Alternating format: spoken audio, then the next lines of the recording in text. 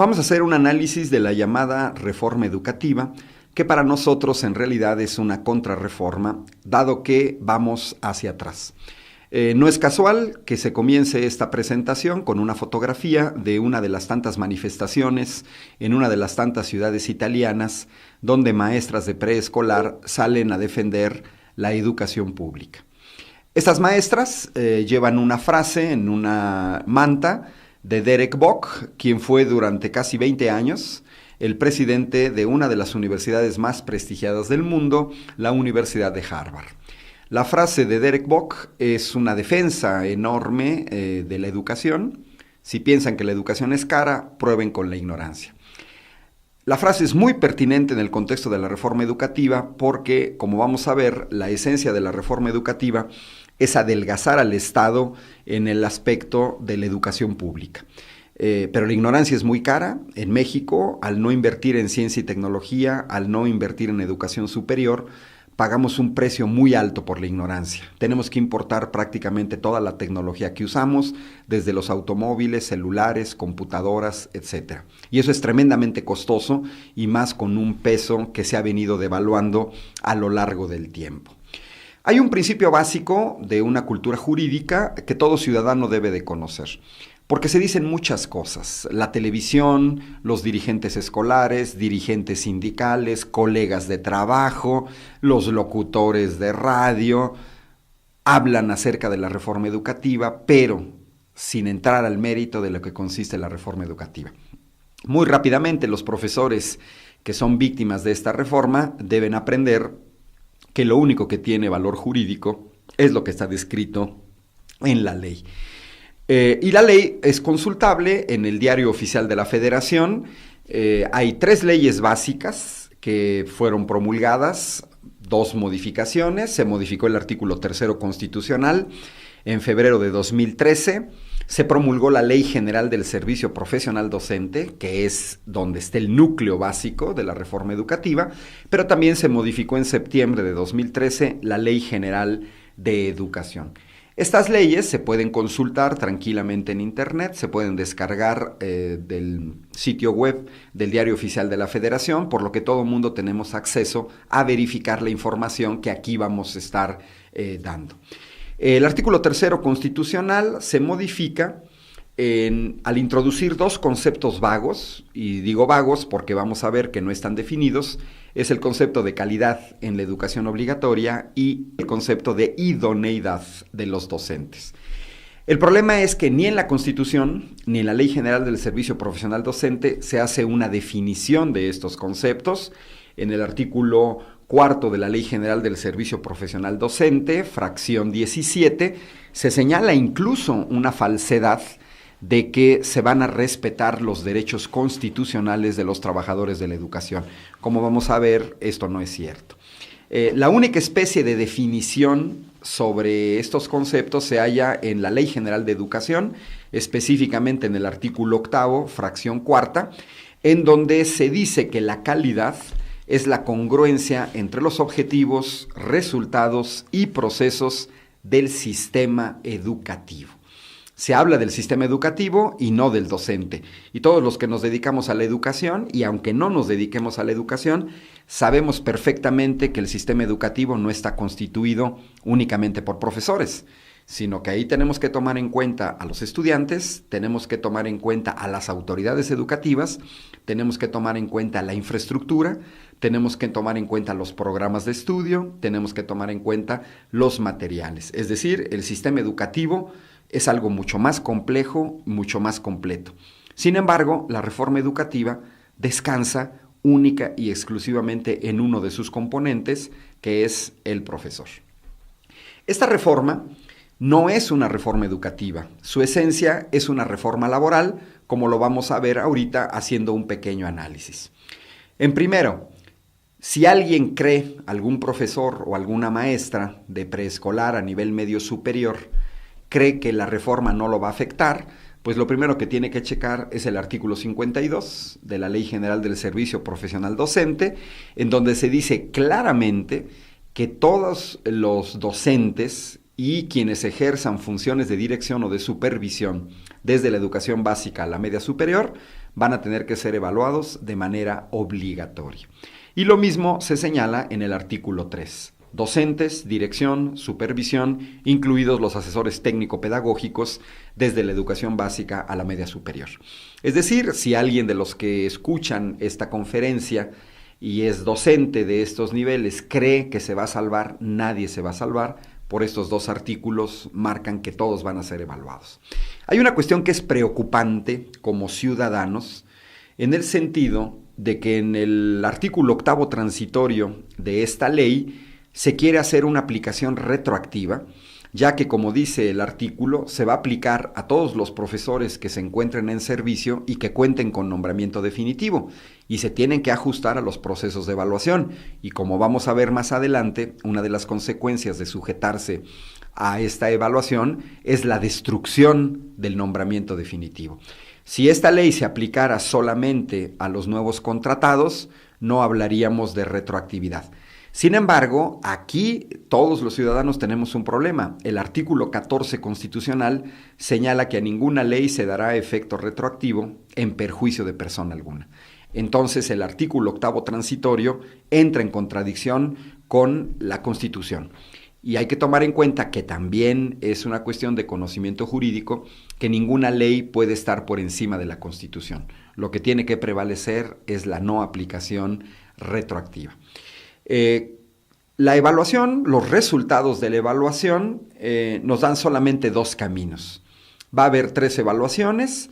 De esas 3 evaluaciones, si resultan negativas, las consecuencias van a ser que quien tenga un nombramiento definitivo va a pasar a hacer otro tipo de tareas, y quien no tenga nombramiento definitivo va a ser despedido. Aquí tenemos un problema. El problema es qué otro tipo de tareas se van a hacer dentro del ámbito educativo y quién va a decidir esa situación.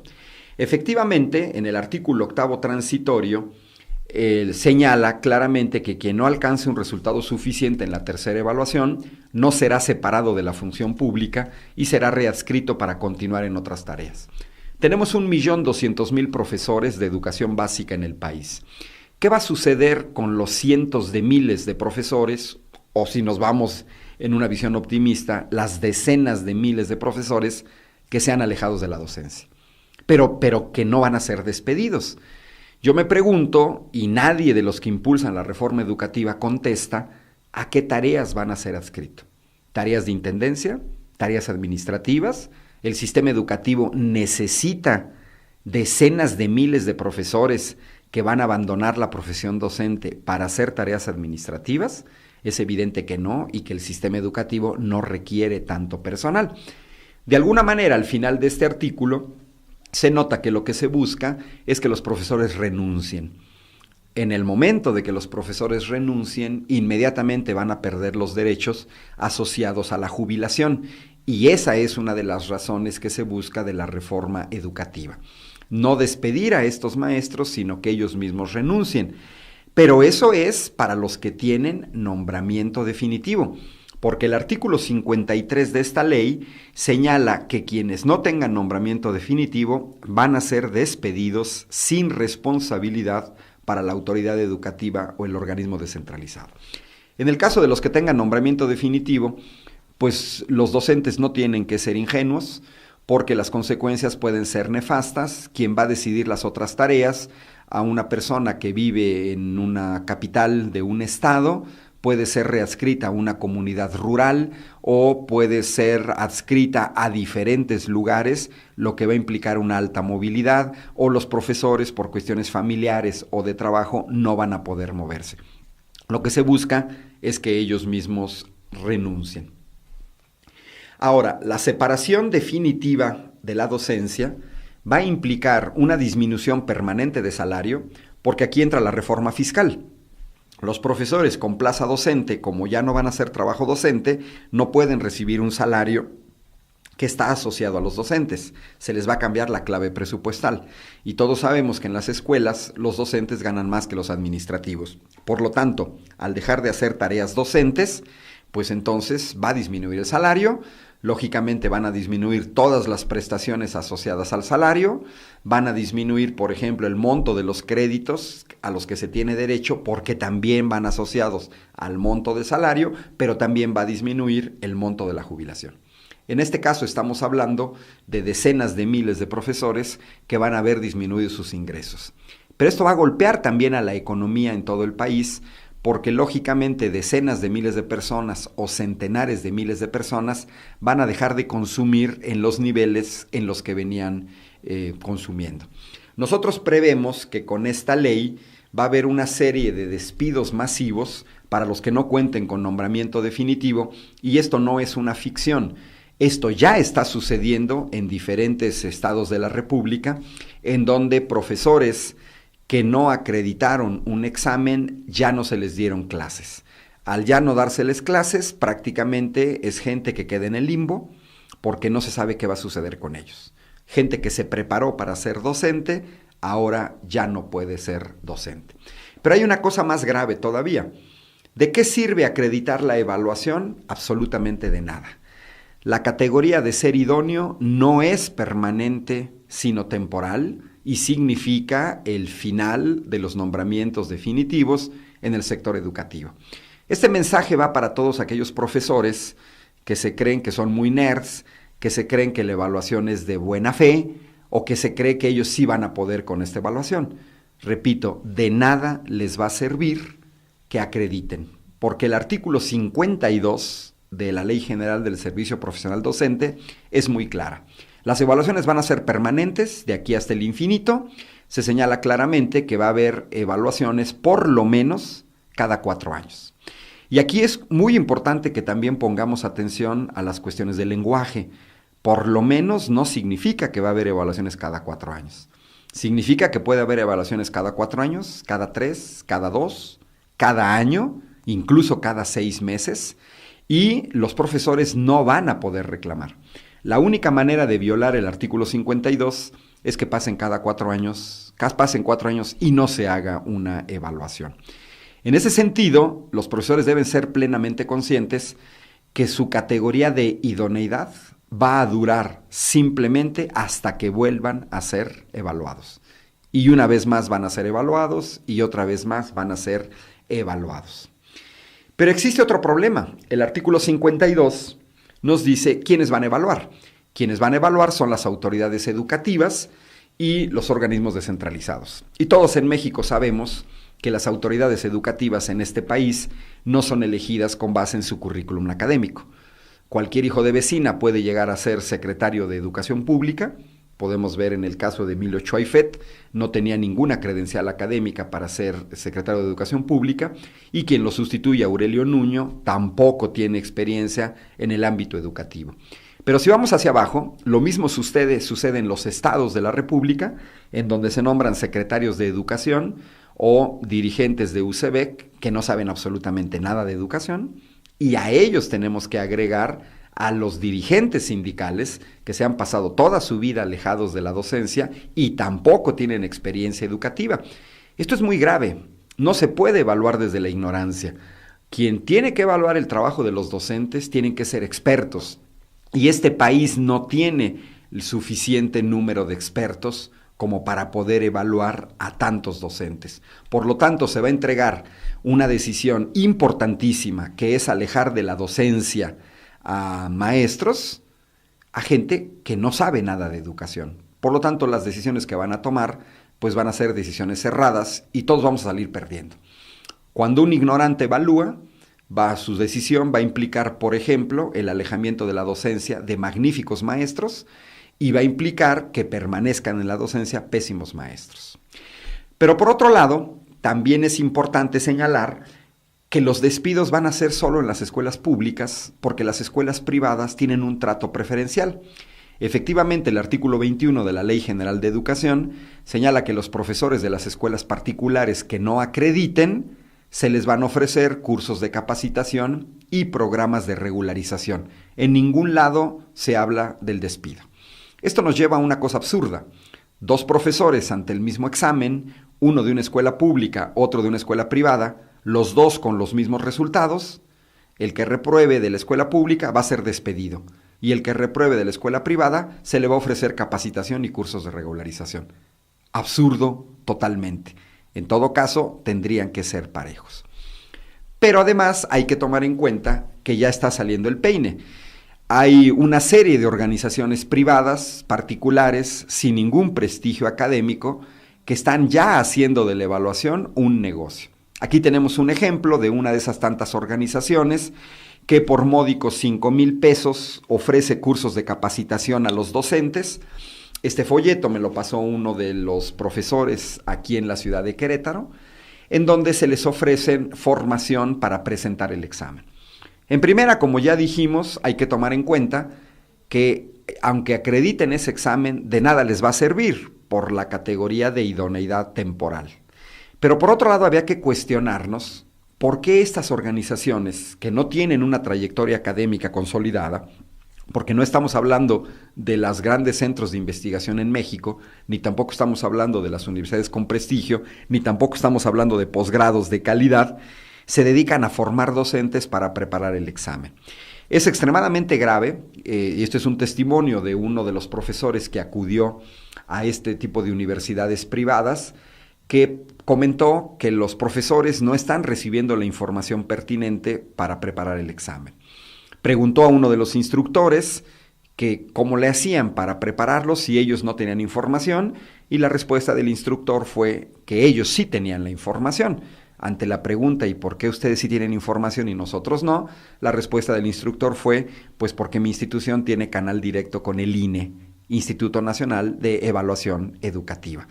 Lo que ya permite vislumbrar que aquí va a haber una serie de negocios de corrupción que empieza a caracterizarse esta reforma educativa como un burdo negocio para una serie de organismos no preparados, que quizás se pueda llegar al extremo de que cuenten con las respuestas de los exámenes y que se dediquen simplemente a pasar esas respuestas a los profesores con el único objetivo de acreditar la evaluación. Y en este caso yo creo que como ciudadanos no lo podemos permitir. Por otro lado, el artículo 2º transitorio pretende derogar todos los derechos adquiridos. Es verdaderamente absurdo y es una aberración jurídica que se publiquen artículos transitorios como este, donde dice se derogan las disposiciones que se opongan a este derecho. Y básicamente tenemos dos leyes fundamentales que se oponen a esta ley, que es la Constitución y es la Ley Federal del Trabajo. Es una aberración jurídica que alguien publique una ley, estamos hablando de decenas de años después de publicadas otra ley, y simplemente diga yo derogo a todo lo que se oponga a este decreto. Esta es una reforma laboral que es una reforma represiva. Efectivamente, el artículo 67 señala que la interpretación de la ley para efectos administrativos corresponde al instituto, se refiere al INE, y a la Secretaría, se refiere a la Secretaría de Educación Pública. Esto va a dejar en la indefensión total a los maestros, y más adelante vamos a ver la recaída pesada que tiene esta situación de que la interpretación de la ley sea unilateral, porque deja fuera cualquier proceso bilateral, entre otras cosas la defensa colectiva y por supuesto la intervención de los sindicatos. Por otro lado, el artículo 75 señala que cuando un profesor sea acusado de alguna infracción, se le va a dar un plazo de 10 días hábiles para demostrar su inocencia y que proporcione pruebas de su inocencia. Pero curiosamente, quien va a tomar la determinación de si el profesor es culpable o no, es la misma autoridad que lo acusó, lo que es un verdadero absurdo, porque esto va a convertir a ciertas personas en juez y parte. Por supuesto, se van a abrir las puertas de una discrecionalidad absoluta. Por otro lado, el artículo 74 señala que no va a haber necesidad de que haya resolución previa de los tribunales federales de conciliación y arbitraje o sus equivalentes en las entidades federativas, que son las juntas locales de conciliación y arbitraje. Como podemos observar, nada más con estos ejemplos, se está dejando en la indefensión total a los maestros, porque no se van a poder defender de manera colectiva. Se les va a arrinconar para una defensa que es netamente individual. Por otro lado, tenemos que ver cuáles van a ser los resultados. Los resultados de una reforma de este tipo va a ser la precariedad permanente en el sector educativo, porque ningún profesor va a tener asegurado su empleo como sucedía hasta ahora. La pregunta clave que nos tenemos que hacer los mexicanos es si una persona o un maestro no va a tener su trabajo asegurado, ¿qué lo va a llevar a prepararse? ¿Cómo va a estudiar un posgrado, por ejemplo, una maestría o un doctorado, si ni siquiera tiene garantizado el empleo? Esto es una cuestión absurda porque esto va a llevar totalmente a lo contrario de la calidad en la educación. No se puede dar calidad con maestros que viven permanentemente en la precariedad, en la incertidumbre y que se van a convertir en víctimas de gente que puede de alguna manera obligarlos a abandonar el sistema educativo. Y esta no es una ficción, este esquema ya se aplica en Chile. Según el Sapo, es la pedrada. Pueblos organizados en Europa, Francia, Alemania, una ley como este tipo ni siquiera intentarían ponerla. Ni siquiera intentarían. ¿Por qué? Porque este esquema de evaluación es una imposición específicamente de la OCDE y prueban con aquellos pueblos que son más susceptibles de aceptar este tipo de aberraciones jurídicas. Uno de esos casos es Chile, donde hay que tomar en cuenta que después de una dictadura militar de Augusto Pinochet, heredan un sistema del que es muy difícil zafarse, a pesar de que ahora existen elecciones de manera regular. Es el caso de una noticia en Chile, donde por mala evaluación docente, 103 profesores se deben de ir del sistema, y hay que tomar en cuenta que este esquema ya se aplicó en México. Entonces, sucede que esta noticia en Chile, por ejemplo, tenemos que con respecto a los resultados de la evaluación docente, y aquí interviene el caso de la situación de la interpretación unilateral de la ley, es que en cualquier momento, como sucede en Chile, les pueden cambiar el concepto de categoría. En México ya se hicieron 2 evaluaciones. Por un lado, ya se evaluó de manera voluntaria a aquellos profesores que quisieron acceder a cargos directivos y reprobó prácticamente la mitad. Y se supone que eran los mejores. Eso quiere decir que más o menos la mitad va a acreditar, la mitad va a reprobar. Pero tenemos esta otra noticia del estado de Querétaro, en donde el secretario de Educación, el ex secretario de Educación, hasta antes del cambio de gobierno, prácticamente presumía de que Querétaro obtuvo el primer lugar en maestros idóneos. Si más o menos vamos a revisar la nota, en esta nota se señala que a nivel nacional prácticamente también la mitad de los profesores no acreditó. Esto ya nos permite hacer una suposición, una hipótesis, de que en una primera fase va a ser despedido la mitad de los trabajadores. Estamos pensando, despedidos o alejados de la docencia. Estamos pensando en 600,000 profesores en una primera fase que incluye las 3 evaluaciones. Estamos hablando de en un periodo máximo de 2 años. Pero después van a seguir con los demás. Aquí viene el problema de la vaguedad y de la interpretación unilateral de la ley. ¿Qué es lo que sucede en Chile?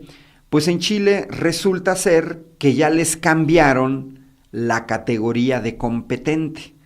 Por eso es muy interesante la nota en Querétaro, porque los profesores que están resultando idóneos, esos profesores pueden de alguna manera revisar sus resultados, pero van a ser clasificados en diferentes categorías.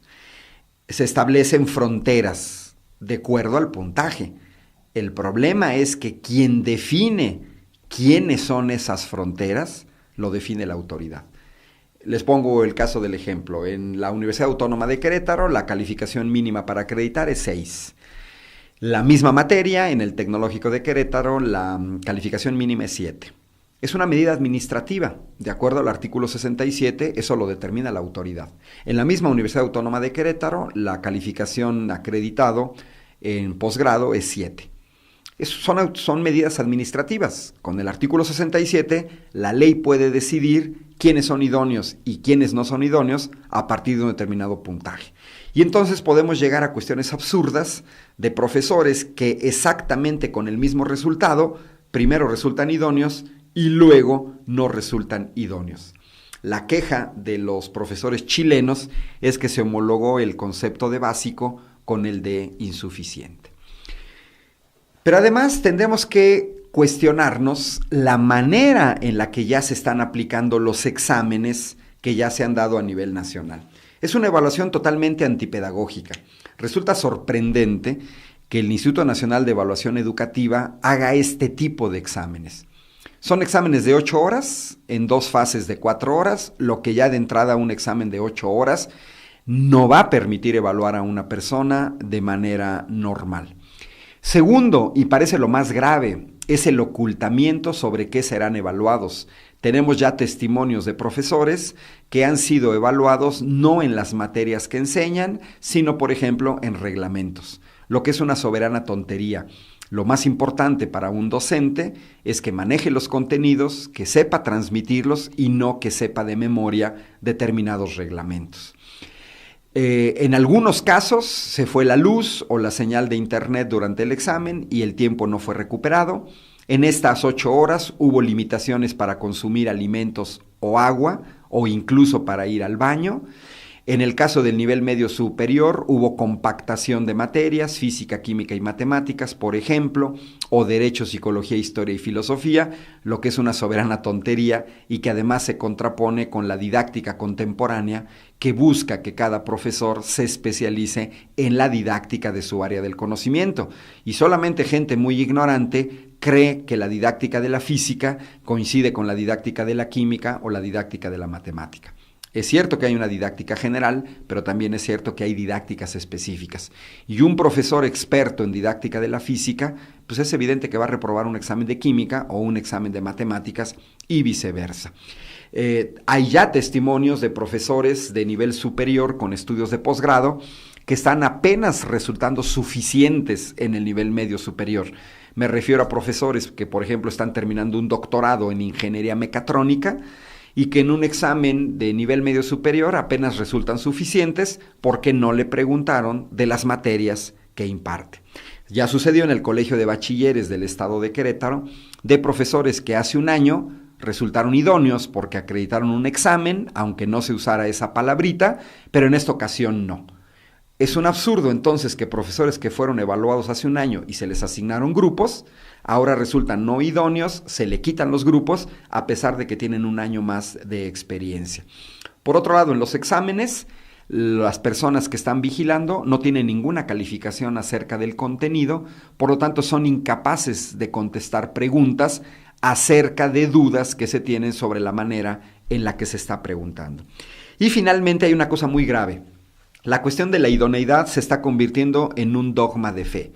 Profesores que resultaron idóneos no saben por qué resultaron idóneos y profesores que no resultaron idóneos tampoco saben por qué no resultaron idóneos. No ha habido cero retroalimentación. Aquí hay una opacidad muy grande de parte del INE y de parte del gobierno federal, ya que si esta evaluación fuera de buena fe, se tendrían que haber ya publicados cuáles fueron los exámenes que se aplicaron para permitir a los expertos hacer una crítica constructiva de esa forma de evaluación. Pero el hecho de que a los profesores no se les dé retroalimentación puntual de cuáles fueron sus respuestas erradas, permite ya intuir que estamos ante una evaluación oscura que se va a usar simplemente como pretexto para despedir a la gente que se quiera despedir. Esto me recuerda mucho lo que sucedía en la Edad Media, en las iglesias italianas. Afuera de cada iglesia estaba la llamada boca de la verdad. Se hacía una acusación anónima a una persona, por ejemplo a una mujer, se le acusaba de ser bruja. Esa mujer tenía que meter su brazo en la boca de la verdad, detrás había un verdugo, ese verdugo con un hacha de vez en cuando cortaba manos. Había nada más 2 posibilidades: sacar el brazo con la mano, lo que significaba ser inocente, y sacar el brazo sin la mano, lo que significaba ser culpable y haber recibido el castigo. El problema es que sacar el brazo con la mano, pues simplemente duraba hasta la nueva acusación anónima. Aquí estamos ante una evaluación exactamente del mismo tipo. El profesor que saca su brazo con la mano resultó idóneo, sí, pero le va a durar nada más hasta la siguiente evaluación. Y lo más probable es que en algún momento saque el brazo ya sin la mano. Después vendrá un periodo, ya lo vemos venir, ya estamos en ese periodo de la satanización de los profesores no idóneos. Yo me pregunto, ¿quién va a querer como padre de familia o como directivo escolar asignar clases a profesores no idóneos? En Chile, el sitio web Infodocente permite revisar los resultados de los profesores región por región, escuela por escuela, para revisar en dónde están las escuelas donde se ubican profesores no idóneos. Va a comenzar esta satanización para obligarlos a que ellos mismos renuncien. Y finalmente cerramos este bloque de análisis jurídico señalando que si los profesores de las universidades autónomas o del nivel superior piensan que se van a salvar, tampoco. En este caso, Hugo Aboites, experto en medición, actual rector de la Universidad Autónoma de la Ciudad de México, publicó un artículo en 2013 en el periódico La Jornada, en donde efectivamente señala que ya está preparado también este esquema de evaluación en donde uno se juega la estabilidad laboral, a partir no de la Ley General del Servicio Profesional Docente, sino a partir de otras dos leyes. La Ley General de Educación, específicamente el artículo 10, fracción séptima, en donde dice que el sistema educativo nacional incluye a las instituciones de educación superior a las que la ley otorga autonomía. Y por último, el artículo 6 de la ley del INE, que señala que también van a ser evaluadas. Como señala Hugo Aboites, ese va a ser el esquema que se piensa aplicar en el nivel superior.